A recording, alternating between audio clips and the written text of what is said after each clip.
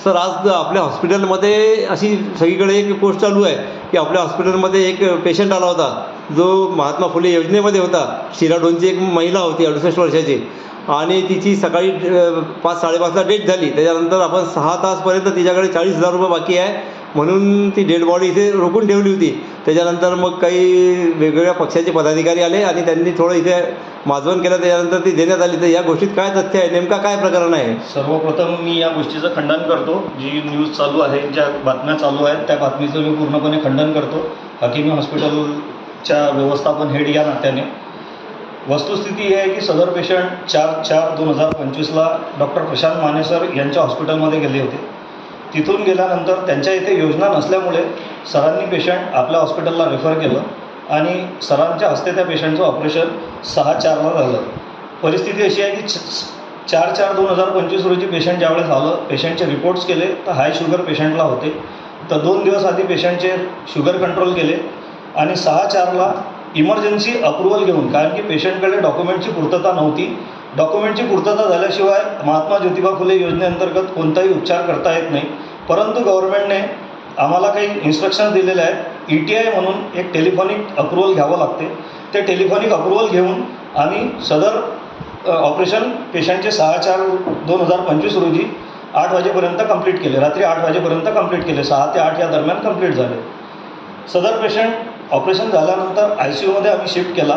ICUत shift झाल्यानंतर patient 9/4/2025 रोजी म्हणजे आज सकाळी जवळपास 4:15-4:30च्या दरम्यान सिव्हिअर अटॅक आल्यानंतर शर्थीचे प्रयत्न आमच्या डॉक्टरांनी पेशंटला वाचवण्याकरता केलेले आहेत.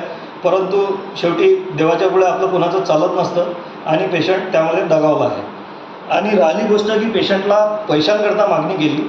सर्वात आधी मी तुम्हाला हे सांगू इच्छितो की टेलिफोनिक अप्रुव्हल घेतल्यानंतर पेशंटच्या नातेवाईकांना सांगितलं होतं की 3 दिवसात तुम्ही तुमच्या डॉक्युमेंटेची पूर्तता करावी. बरोबर आहे. आणि पेशंट हा योजनेअंतर्गत असल्यामुळे पेशंट आमच्या मागे लागला होता की मला डिस्चार्ज पाहिजे, मला डिस्चार्ज पाहिजे, मला डिस्चार्ज पाहिजे, बॉडी घरी न्यायची आहे.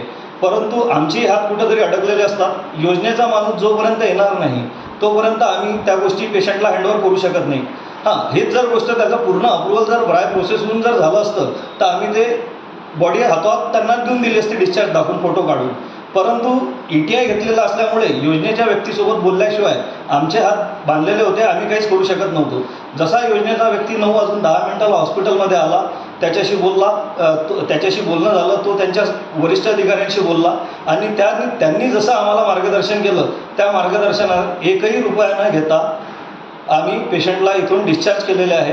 आपले माजी नगराध्यक्ष हरीशभाऊ रावळ सुद्धा या ठिकाणी आलेले होते.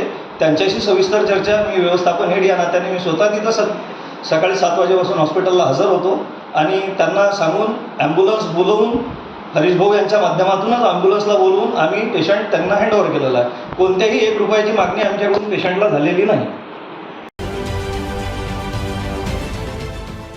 देश विदेशातील प्रत्येक घडामोडींचे लाईव्ह अपडेट मिळवण्यासाठी आता साम टीव्हीच्या सर्व सोशल मीडिया प्लॅटफॉर्मला लाईक, फॉलो आणि सबस्क्राईब करा.